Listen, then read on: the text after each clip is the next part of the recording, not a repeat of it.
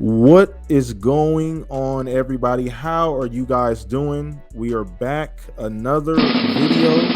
This is Tier Tuesday. I just gave it a name this morning. So what these episodes will be are going to be called Tier Tuesday. So if you're new here, once again, appreciate you guys stopping by. Got a brand new video to cook up. We are ranking things again. This is something that we're going to be doing every single week. So if you have not already, subscribe to the channel, drop a comment below. I love feedback. So if you guys can give me feedback, and I love doing these rankings. So if you guys want me to rank something, or invite a guest like I have today to rank something, we can do that. So let me know that in the comment section, DM me on Twitter. All of that information is in the description below. But I want to make sure I introduce my podcast brother here.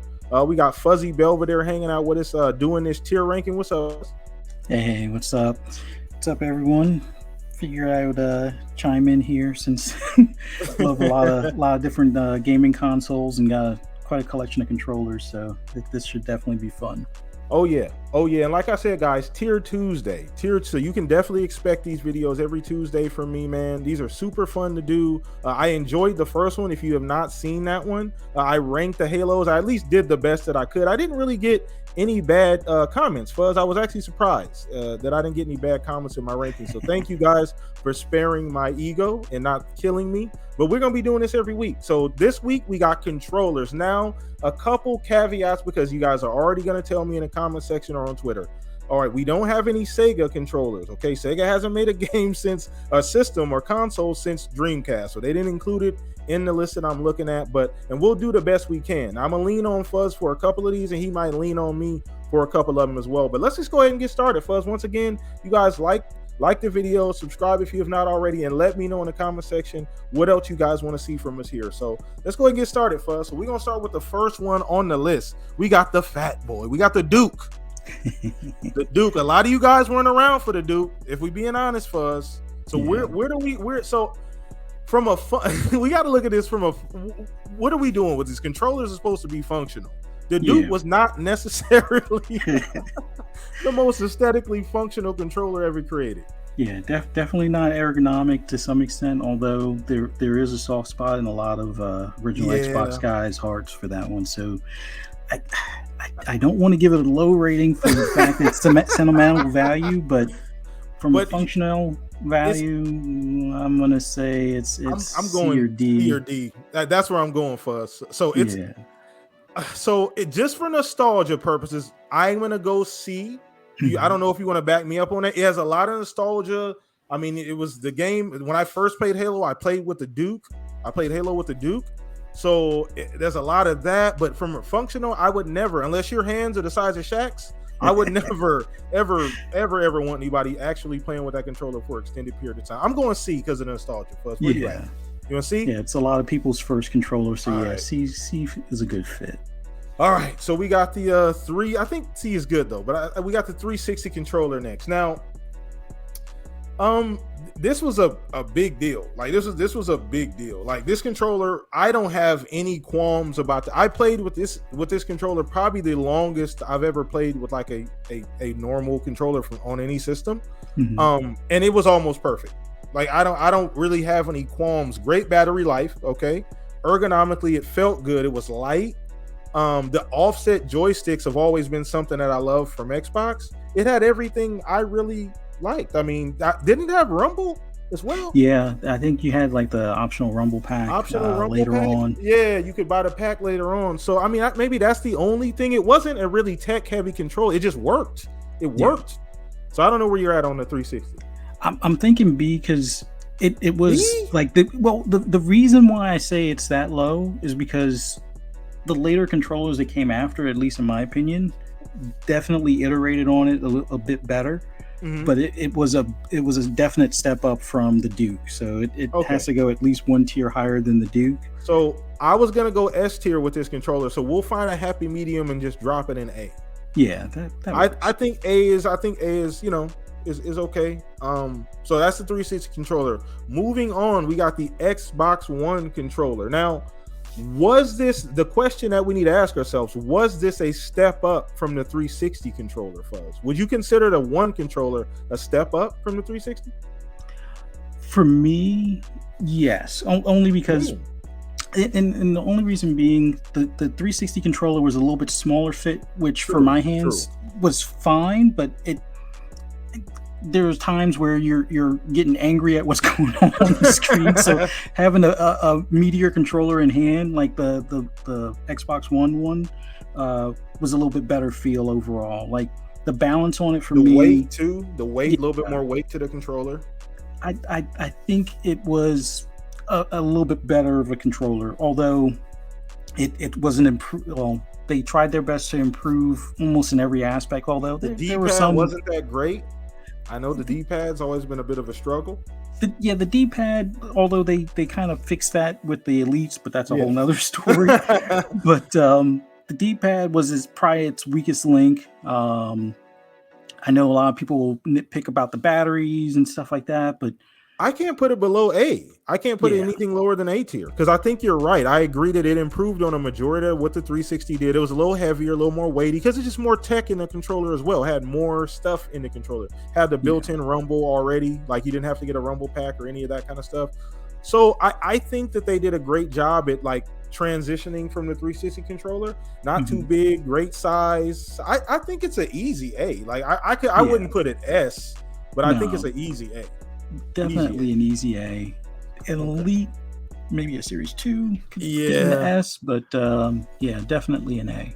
Okay, all right. So let's go ahead and move on. Now we got the Nintendo 64 controller, probably the most recognizable controller out of all of these. To be honest with you, there's nothing like it, man. It's so the thing about the Nintendo 64 controller is that it was.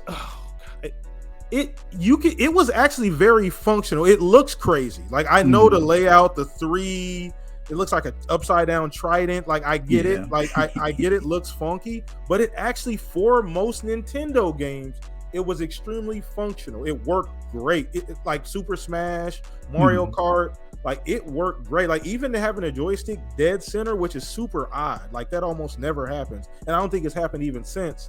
It worked great for the games and for that actual system. I don't know how much experience you had playing the 64, but not as much, but it was definitely a unique looking controller. But I think they were, like you said, going more so for functionality. Yeah. So I would say from a functional standpoint, because I haven't had many people complain other than its overall appearance. Yeah. But from a functional standpoint, haven't heard many complaints about it. So I would say it should definitely be somewhere in like for Nintendo controllers, at least in the B, if not A. There we go. See, look, Fuzz, this is why I brought you. We thinking the same thing. I was thinking B tier as well, bro. For sure. So B tier, I know some of you guys may have an issue with that, but I love Nintendo 64, but that controller, I can't really, it's not better than either Xbox controller in my opinion. So next one, we got the GameCube controller. Now, I think this is a better controller than the Nintendo 64 controller, but I don't think it's a A tier controller. Now I don't know if that makes any sense. Like it would probably, I'd probably put it like there in front of, but I don't think it's an A tier controller in my opinion. I mean, it did some cool things. Once again, the button placement, the D-pad placement. It's funny because the only difference between that controller and an Xbox controller is it's missing the plastic in the middle. Yeah, like in an extra button, like in a couple like in the button placement, but it's essentially like an Xbox controller. Just kind of weirdly designed. So I think it's still a B tier controller because I use that controller in Smash Bros exclusively.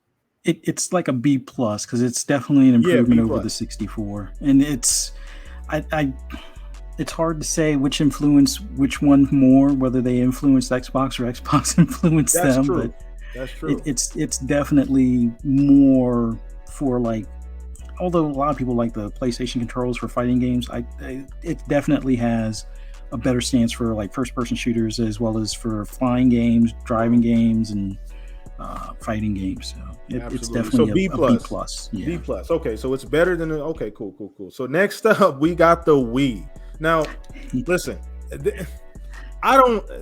we understand what the Wii was. It sold a crap ton of systems. It's 150 million systems. But it was for, I mean, there were grandmas at church buying Wii's. It was in the one thing I do want to give, the Wii is that it was super innovative. It was completely innovative. Like we've never seen a dual controller setup like that.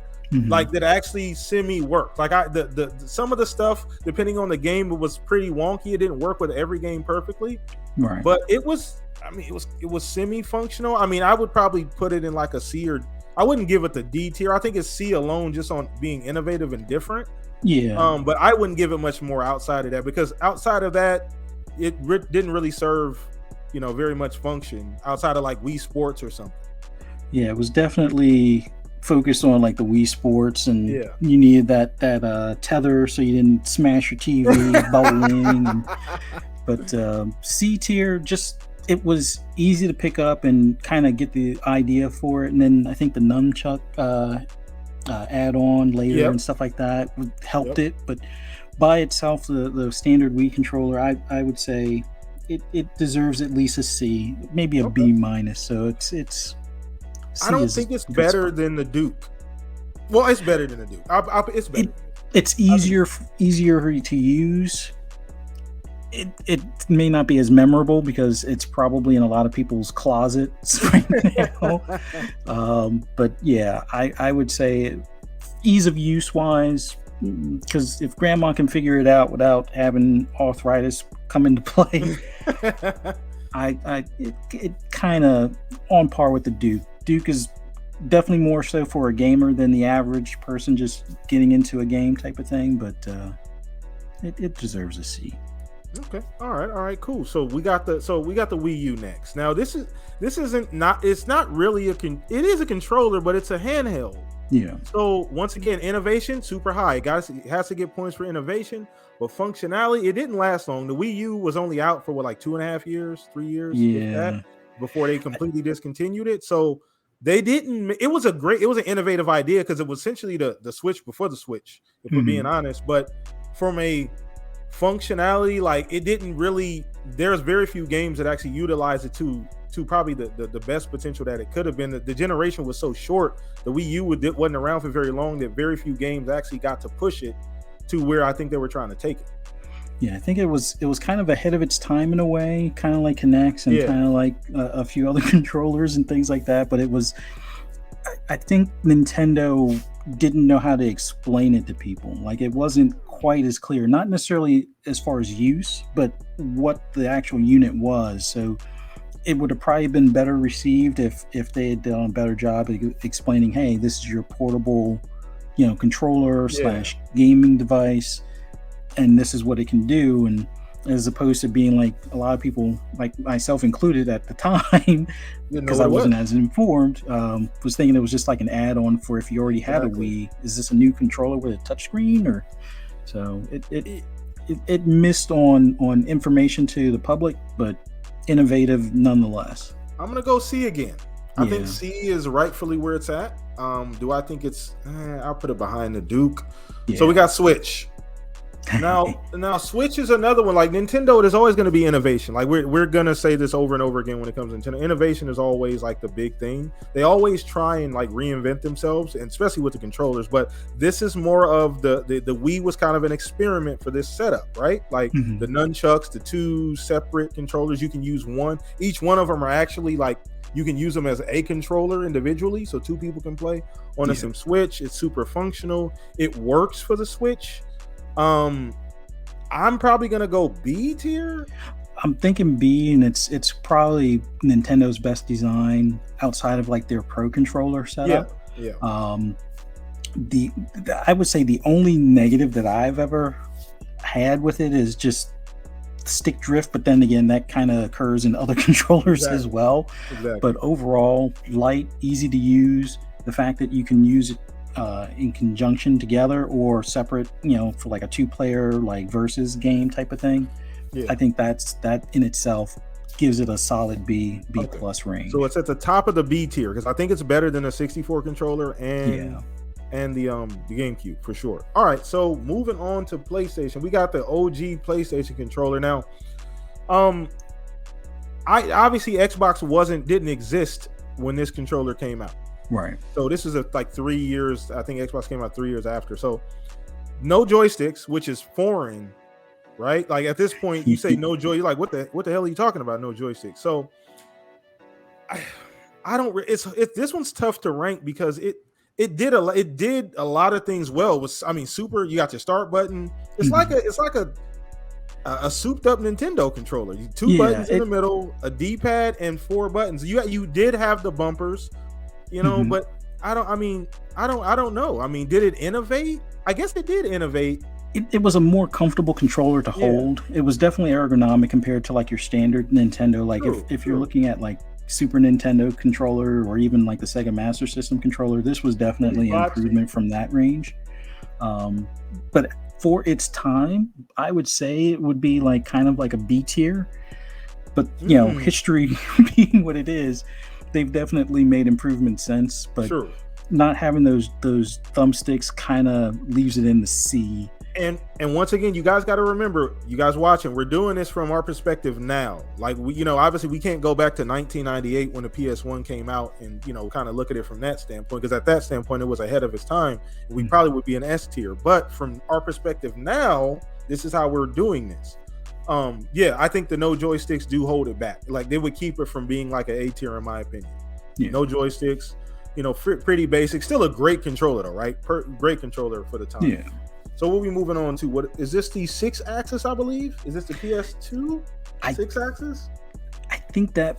Or is it that one, the 6-axis for the PS3. PS3. I think it didn't have the rumble, but it had that gyroscope type thing, which I have my pros and cons with that. I don't. So this is the thing. It's a good controller. Yeah, it's to me, it's either I'm sitting B. 6-axis didn't get utilized a whole lot. That feature, like a lot of games didn't take advantage of the whole gyro inside of the controller. Some did, some didn't, but it did. It has the joysticks. I mean, super functional, fairly comfortable. So listen, I'm not a huge fan of the joystick placement on PlayStation controllers, but I'd say that's definitely an improvement over that OG. PlayStation controller. So I think it's at least an A tier. I'm going A. I would, with the one caveat, I would say it would be the head of the B pack if it's the one prior to the Rumble revision, because I think they did a Rumble revision late PS3, but early PS3 it was like, oh, that's so old school. Who needs Rumble? And I think they realized their own mistake on that one. But okay, so maybe top of the B tier. Yeah, I think it's definitely top of the B tier. Well ahead of its the first generation one. But I think a lot of people were kind of surprised that it didn't have Rumble in the beginning of the PS3 era. It was just kind of a weird step back. Sony being Sony, but the thumbsticks, that was pretty much the bee's knees at that time, as far as for driving games and fighting games on the PlayStation 3 and stuff like that. I'm considering moving that 360 controller up to the S tier. So, and this is my argument. I'm trying to think like we just I'm looking at the PS1 controller, right? From a functionality standpoint. That, I mean, obviously the 360 controller is better in my opinion, but I just think that like there's I can't find one thing that I dislike about the 360 controller. Okay. So I mean, I think I'm gonna bump that one up first. Like I don't know if that's I think I'm gonna bump it up. It's acceptable because for its time, if you do a snapshot of when it came out, it was the controller that pretty much a lot of them, with the exception of Sony being the holdout at this point, a lot of controllers have kind of mimicked ever since with the offset thumbsticks. It was an innovator for that design. Okay. All right, so I feel justified in doing that. So don't kill me in the comment section, you guys. I feel like S tier. I think you guys would agree as well. Okay, so let's move on. This controller is PS3. See, I think that might be either the later PS3 or the PS2 one. Okay, so because their controllers, the DS1 through DS4, have kind of looked very similar. Very similar, yes. And the DS2 and DS3, that whole range, it's like, unless it had like 6-axis in the small print, which I think was more on the top, leading edge, as opposed to on the face of it. They look very similar. I would say if that's the PS2 version of the DS or the DS2, it definitely deserves B tier, if not like A I was gonna say minus A. tier. I was gonna say A. In my opinion, I think it's better than the 6-axis controller. I think. Yeah, I don't think it's it better was than more consistent. It just, I think the only thing it didn't have was wireless at that time. I know my PS3 ones were wireless, but I can't. It escapes me if my PS2 ones were wired or not. But I would say for the most part, it wasn't a bad controller overall. And another thing, and I know you guys are going to see this in the comment section. I want to make sure I address this. I know the 2 Xbox controllers are over the 2 PlayStation controllers. I think another thing that I want to kind of just put this out there, battery life matters as well. So that's why I would have that one controller over that DS2 or DS3.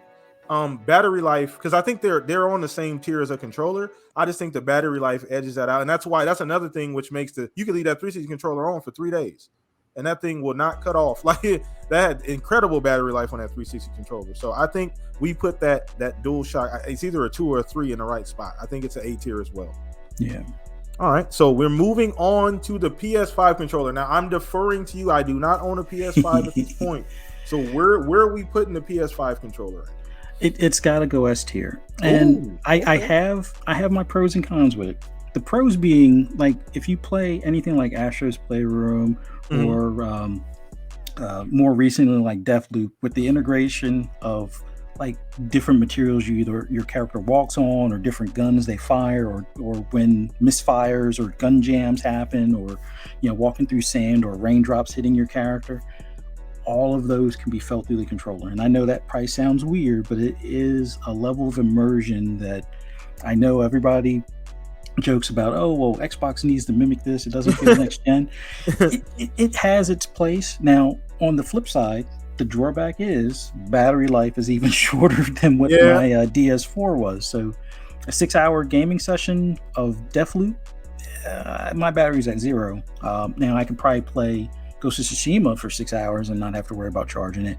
But like Astro's Playroom, maybe 5 hours, 6 hours. Yeah, I'm gonna need to charge that controller. And I'm not the PS5 owner that bought 2 controllers, since I'm the only one playing it in my household, to have one charge while the other one is being used. But the immersion level, definite S tier.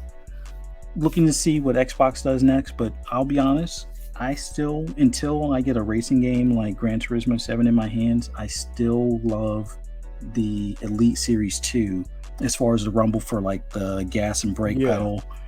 I want to see what that's like for Gran Turismo, because if they get that right, that will be the de facto S by itself in my opinion. But my Series 2 Elite, I say, is not too far off. It's just that you don't get that extra level of immersion, but you do get a good feel for like explosions and driving games and things like that with the rumble in those triggers. But okay, so we got the second S tier so far. So the PS5 controller, like I said, I can't. I'm gonna reserve judgment because I don't have one, so I can't really rate it. So we're moving on to the Super Nintendo. Last few here for us. So Super Nintendo. I was a Sega kid, but I did like the Super Nintendo controller. Now, obviously, battery life wasn't an issue because at this point, controllers were all plugged in. You had to plug the controller in. No wireless anything. So, I mean, it's funny because this generation of controllers were just functional. They just worked, and that was really it. Like, there's no other. You weren't getting the rumble, the haptic feedbacks, and triggers and joysticks. So I'm gonna put this at a B tier only because I can't put it above better controllers that have other features as well. It might be C, but I'm gonna put it at the end of B because I think it's a better controller than that Wii controller. I mean, I was a Sega kid as well, but we also had the Super Nintendo in the house. It was my sister and my niece that mainly played on Nintendo, and I always played on the Sega. For that time period, if the Genesis controller was up there, I would put it a notch above. Because it did have bumpers though. Yeah, it did. That's so I you know what? I think it's still fine. I think B is still okay. The bumpers were innovative. I can't lie. I forgot about the bumpers. I'm sorry. I apologize. No worries. Showing. But so I still a B. I don't think it's better than any of the Nintendo controllers that we have here or the other PlayStation ones that we have here as well, in my opinion. But we're moving on. This is the Series X and Series S controller, Fuzz. So where are we at with this? I mean, not a whole lot of like, I mean, some ergonomic differences. Not a whole lot of change from the Xbox One controller. I'd say it's solidly A. Because it takes what they learned from the Xbox One and improve, like the D-pad.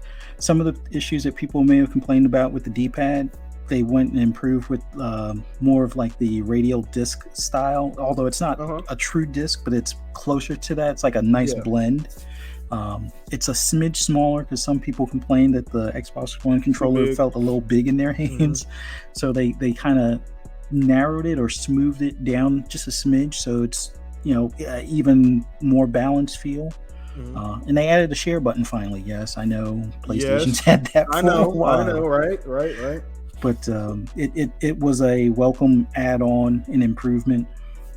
I'm not going to get into the next gen argument because I'm pretty happy with, like I said, my Elite Series 2. But I would say the Series X and Series S controller definitely deserves A tier at least. A tier? Okay. I agree with that. I agree.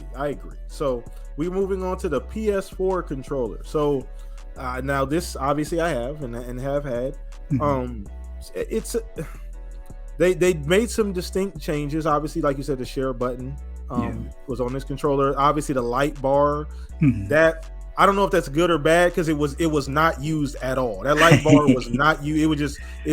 I would actually, I mean, you had the because essentially what it was for was the what was the stuff called? Oh, for like their 3D for their 3D stuff, so it can recognize with the cameras and things like that. But it wasn't used. It was never utilized. That feature was very rarely utilized. So it was almost a wasted feature because nobody ever used it. I mean, there was some functionality with the system as far as you had multiple controllers connected. It did the lights showed, and sometimes it had the touchpad as well, correct? Right, the touchpad was the big improvement. Although nobody used it. It was underutilized on outside of first party games. Although I've come to being used to it being like the map button. So it's like if there's a map button in the game for the PlayStation, that's usually the go-to for the map. But the touchscreen, if more developers use it outside of their first party, it would be an improvement. The same thing with the light bar. I think Grand Theft Auto is the only one I can really remember. There was another one where it's like if you died, it turned red. Grand Theft Auto, if the cops were chasing you, it flashed red and blue, or if you were Franklin, it was green, Michael blue, and Trevor, it was orange. But outside of that, I don't really remember it being that big of a thing. And Sony even patched out the LED function. Like you used to have it where I think when the PS4 first came out, you could choose the different colors because I had 4 controllers for me and my kids. And we could each say, oh, I want the blue one, I want the red one, or I want the orange one. And then they patched that out later on where it was like it just randomly picked whatever one was player 2, player 3, and player 4. But okay. So I say it's an A tier, and I know a lot of people either like or dislike the symmetrical thumbsticks. But they were better on this controller. The thumbsticks, I believe they were designed a little bit differently. I don't know, because I know Sony always had the dome joysticks, the ones with the dome on them, and Xbox was the other way around. So it had a little bit of both. Like the joysticks had that lip on it as well, a little bit of a lip, which was kind of nice, and they weren't domey, which I liked because I prefer to rest my finger instead of my finger sliding off. So I think A is, if there was a B plus tier, it would probably be B plus in my opinion. So we'll put it there. And then last but not least, you got the OG NES Nintendo controller. It's a brick. So I mean, from a functionality, I mean, ergonomically, it's horrible. It's a square. Our hands are not built that way. I don't know what, unless you're in Minecraft. I mean, exactly. Unless you're Minecraft Steve, the hands are not built that way. So I mean, two buttons, A and B. It's the grandfather of most modern controllers as we know it, right? So I think just on nostalgia, I'm gonna probably give it a B. I can't put it any higher than any of the other ones in the B tier. It's not better than the Super Nintendo controller. It's No. definitely not C tier though, because of just the nostalgia alone and where it's at historically. Yeah. It was a lot of people's first controller as Yeah, well. Intro to gaming, and it was pretty much like if you could take the arcade board with the joystick and the buttons and shrink it shrink it. down, that was pretty much it. And that was like a nice, welcoming for a lot of people into gaming. But yeah, I would say nostalgia is what pushes it into B, because between that and the Duke, I think the Duke has a slight edge. Yeah. But it's a special place in a lot of people's hearts. Like Nintendo, anybody that's really a Nintendo fan probably has, even if they don't even use their Nintendo or NES anymore, they probably have that controller somewhere where they keep it safe. So Okay. So that is going to wrap up this Tier Tuesday video. Once again, ranking controllers. As you guys can see, this is the perfect list. There's no changes need to be made. And I think all of you guys are going to agree, 100% agree with the list. I doubt that's going to happen, but I hope you guys enjoy these tier rankings, man. Like, I really enjoy doing this, and this is something that I'm going to be doing every single week. So once again, down in the comment section, let me know which ones you guys want to do. It's tiermaker.com. So that's awesome. You guys can go in there and just shoot me a DM or shoot me something down in the comment section about what you guys want me to try and do. And I'll try and get guests on here as well. And it'll be fun. And this is something that I really enjoy doing. And once again, Fuzz, thank you for hanging out and doing this with me. Thank you for having me. So the second video of Tier Tuesday, man. But before we go, just to close out here, let everybody know where they can find you at. Oh, you can find me on the Shop Podcast every Saturday at, I believe it's 9 p.m. Eastern Standard Time. When time changes, it'll be 8 p.m. Eastern Standard Time on the Shop Podcast with UPTK, Pong Soul, and Centurion. Mav, Fun Speculation, is doing something a little bit earlier in that day. You'll catch me there on his channel on FSP at 6 p.m. Eastern Standard Time. And it's going to be a podcast about all the different brands that we play on, pretty much everything from Xbox, PC, Nintendo, PlayStation. So it's something new that he's been wanting to do for a while, and we'll get to chit chat about everything we're up to in gaming and stuff. Awesome. Or you can catch me on Twitter at fuzzy_Belvedere. Usually posting pictures of anything Forza related, or as of more recently, some of the games I've been playing on my PlayStation. Deathloop and Kenna. Those two games are pretty much keeping my occupied time on my PS5. But man, greatly appreciate having me. Not a problem, man. So once again, PTK Blam here. Hit the like on the video, subscribe to the channel if you have not. This is something I'm going to be doing every week, so I really hope you guys enjoy it. See you guys on the next video. Peace out. Later.